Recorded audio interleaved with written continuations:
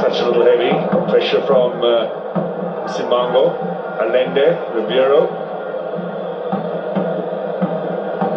It's 4 passes between the left flanks, given away by Suarez to Duba. Duba can equalise. Duba does. Another mistake from Suarez.